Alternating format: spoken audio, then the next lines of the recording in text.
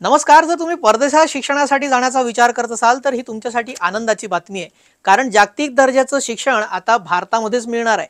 कारण ब्रिटनचे 9 विद्यापीठ भारतामध्ये आपलं कॅम्पस घेऊन येत आहे। मुंबईमध्ये पंतप्रधान मोदी 2 दिवसीय दौऱ्यावर आले होते। त्यावेळेला ब्रिटनचे पंतप्रधान कीर स्टामर हे देखील मुंबईमध्ये भारताच्या दौऱ्यावर आले होते। त्यावेळेला पंतप्रधान मोदींसोबत ब्रिटनचे पंतप्रधान कीर स्टामर यांची द्विपक्षीय चर्चा झाली आणि या बैठकीमध्ये ब्रिटनच्या 9 विद्यापीठाचे कुलगुरू देखील राजभवनातल्या बैठकीत उपस्थित होते। त्यामुळे ब्रिटन आणि भारताचे संबंध आता अधिक मजबूत होणार आहेत। काही द्विपक्षीय चर्चेमध्ये महत्त्वाच्या विषयांवर सविस्तर चर्चा झाली, ते म्हणजे व्यापार, सुरक्षा, तंत्रज्ञान आणि शिक्षण आणि सोबतच गुंतवणूक यावर विशेषतः चर्चा झाली। त्यातला महत्त्वाचा मुद्दा म्हणजे शिक्षण आणि युवकांसाठी दोन्ही देशांना मिळून काय वेगळं करता येईल त्या संदर्भात मोठी आणि महत्त्वाची चर्चा झाली। त्यातून आता 9 विद्यापीठ आपलं कॅम्पस घेऊन भारतामध्ये येत आहेत।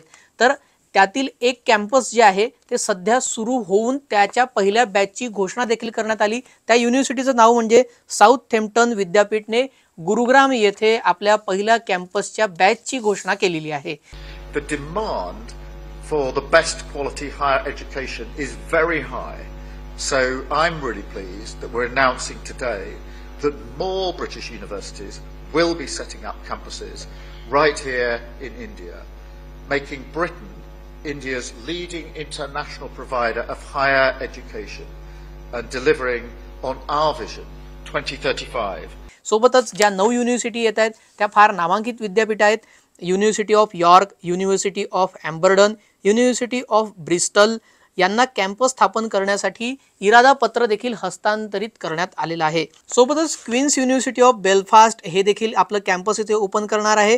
कोविंट्री युनिव्हर्सिटी यांना देखील गुजरात गिफ्ट सिटी येथे कॅम्पस उघडण्याकरता मंजुरी देण्यात आलेली आहे। त्यामुळे तुमच्या कोणी परिचित किंवा तुम्हाला आता जर का परदेशात शिक्षणासाठी जायचं असेल तर त्याची गरज पडणार नाही, कारण जागतिक दर्जाचं शिक्षण तुम्हाला आता भारतामध्येच घेता येणार आहे। ही माहिती तुम्हाला कशी वाटली ते कमेंटमध्ये नक्की सांगा। व्हिडिओ आवडल्यास न्यूज 18 लोकमतला सबस्क्राइब करायला विसरू नका।